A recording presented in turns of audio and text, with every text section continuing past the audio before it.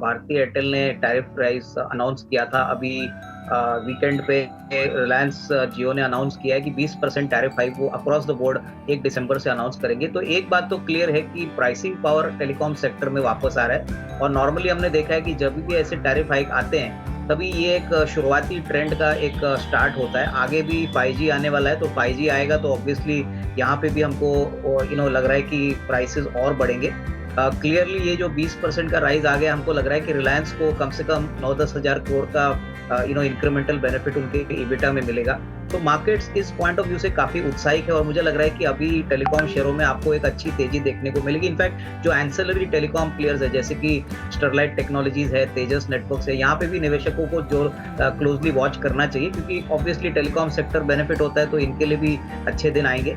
और रही बात आईटी सेक्टर पे, तो मुझे लग रहा है कि जो दिग्गज कंपनीज है जैसे कि टीसीएस है, इन्फोसिस है, हमको लग रहा है कि यहाँ पे इन्वेस्टर्स को पहले फोकस करना चाहिए, क्योंकि जो भी इंक्रीमेंटल बेनिफिट आएंगी, अगर कोविड का इम्पैक्ट हमको शायद जनवरी में देखने को मिले या फरवरी को, तो ये डेफिनेटली आईटी कंपनीज के लिए वापस एक अच्छी अपॉर्चुनिटी रहेगी। हालांकि अभी भी टेलविंड्स पॉजिटिव है, बट डेफिनेटली आई थिंक अगर कोविड बढ़ता है तो I mean obviously investors defensive sectors IT को इग्नोर नहीं करेंगे। और यहाँ पे हमको लग रहा है कि टीसीएस में कोई भी छोटी मोटी गिरावट अगर आती है या करंट प्राइस से भी खरीदता है तो अच्छा खासा रिटर्न मिल सकता है।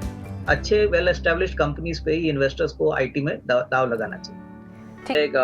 हम आपके पहले यही पॉइंट डिस्कस कर रहे थे कि टेलीकॉम सेक्टर में प्राइसिंग पावर अभी वापस आई है, और नॉर्मली ऐसे प्राइस इंक्रीजेस जब आते हैं तभी एक ट्रेंड की शुरुआत होती है। तो हमको नहीं लग रहा है कि ये ट्रेंड प्राइस हाइक्स की खत्म होगी। इनफैक्ट इंक्रीमेंटली हमको लग रहा है कि कम से कम 9 से 10 हज़ार करोड़ का इंक्रीमेंटल इबिटा रिलायंस गेन करेगा। सबसे बड़ी बात मैं समझता हूँ कि आने वाले दिनों में 5G भी आने वाला है, तो वो एक और एक प्लस पॉइंट रहेगा टेलीकॉम कंपनियों के लिए। जो एंसेलरी प्लेयर्स है टेलीकॉम कंपनीज को जो सर्विस करते हैं, जैसे तेजस नेटवर्क है, स्टरलाइट टेक्नोलॉजीज है, यहाँ पे भी आपको थोड़ी बहुत तेजी देखने को मिलेगी। और रही बात बैंकिंग पे, तो बहुत ही पॉजिटिव डेवलपमेंट वीकेंड पे हो गए। मुझे लग रहा है कि जैसे आपने कहा इंडसइंड बैंक, कोटक, टीसीबी, ये सारे जो बैंक्स है, यहाँ पे मार्केट को कॉन्फिडेंस है कि ये प्रोमोटर्स अपना स्टेक बढ़ाएंगे। और यहाँ कहीं ना कहीं जो गिरावट आपको बैंक निफ्टी में भी देखने को मिली थी, प्लस ओवरऑल बैंकिंग पैक में जो गिरावट आई थी, उसको थोड़ा सा कवर करने की कोशिश करेगी। तो डेफिनेटली आज सुबह बेयर्स को थोड़ी सी तकलीफ जरूर होगी, जिन्होंने शॉर्ट फ्राइडे को किया था। ऑब्वियसली उनको जल्दी से उनको कवर अप करना पड़ेगा, क्योंकि ये न्यूज मार्केट्स के लिए बहुत पॉजिटिव है। हालांकि अभी भी कोविड को लेके अभी भी चिंताएं हैं।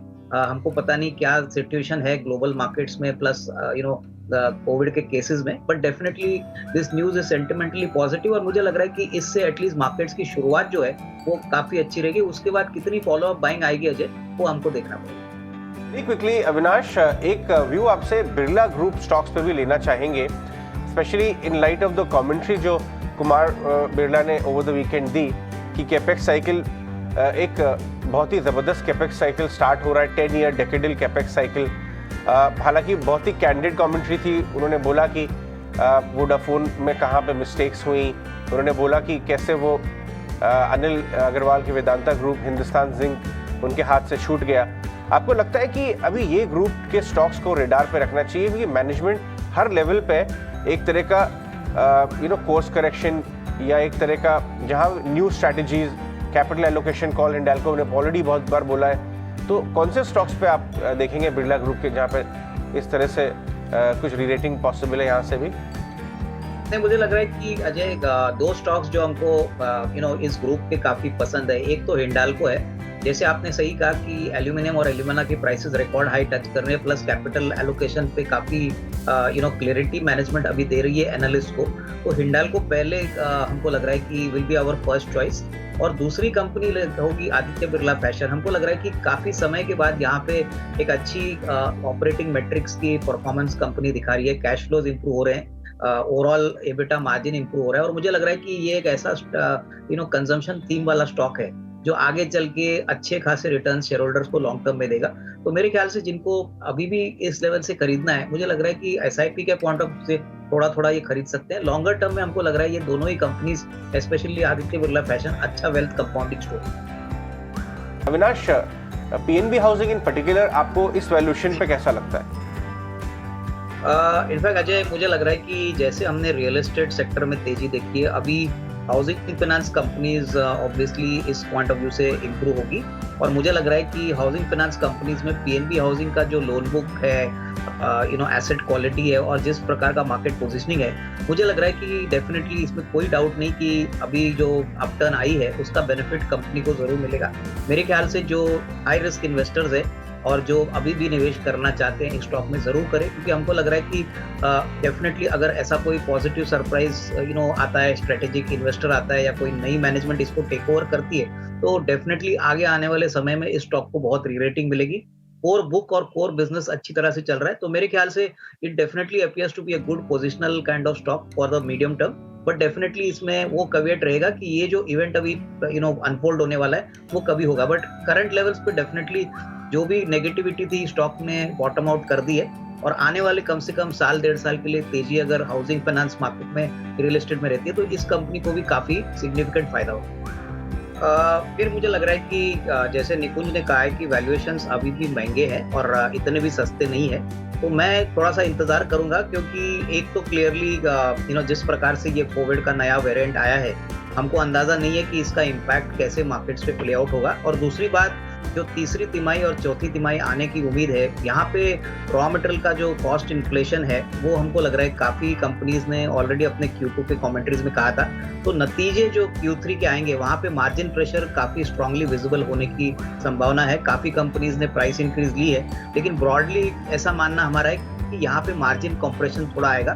तो मेरे ख्याल से it is better to wait and watch for some time. मेरे ख्याल से मार्केट जिस प्रकार से अभी डायरेक्शन दिखा रहा है, करीबन 16,550 16,600 तक ये बॉटम आउट होगा एटलीस्ट नियर टर्म के लिए, और उसके बाद मेरे ख्याल से we can start nibbling in small quantities, वो भी ऐसे सेक्टर्स में जहां पे डिफेंसिव्स है और जो ज्यादातर कोविड या इसे रॉ मटेरियल कॉस्ट प्रेशर से इम्पैक्टेड नहीं है। और डिफेंसिव सेक्टर्स यानी फार्मा, आईटी, यहाँ पे हमारी राय रहेगी कि करंट प्राइस पे या मे बी थोड़ी सी गिरावट पे आपको अपने पोर्टफोलियो में ऐड करना चाहिए।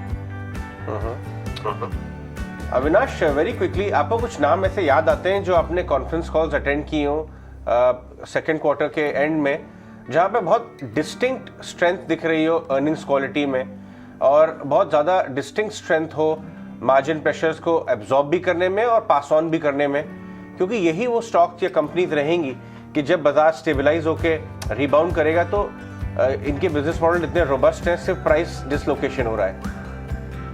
आई थिंक अजय, मुझे लग रहा है कि देखिए ऑटो सेक्टर में मुझे लग रहा है कि कोर डिमांड जो है वो काफी स्ट्रांग है, और इसका एक रिफ्लेक्शन जो है वो क्लियरली इनके ऑर्डर बुक पे। आप टाटा मोटर्स की बात करिए, महिंद्रा की बात करिए, तो मुझे लग रहा है कि कहीं ना कहीं यहाँ पे core demand on ground is very robust. हालांकि सेमीकंडक्टर्स का इशू हो चुका है, लेकिन ये आर्टिफिशियली क्रिएटेड फैक्टर है। मुझे लग रहा है कि मोस्ट ऑफ द कंपनीज जिन्होंने भी कॉन्फ्रेंस कॉल की है, उन्होंने एक बात जताई है कि डिमांड बहुत स्ट्रांग है, स्पेशली एग्री इम्प्लीमेंट्स, ट्रैक्टर्स के लिए, कमर्शियल व्हीकल्स के लिए।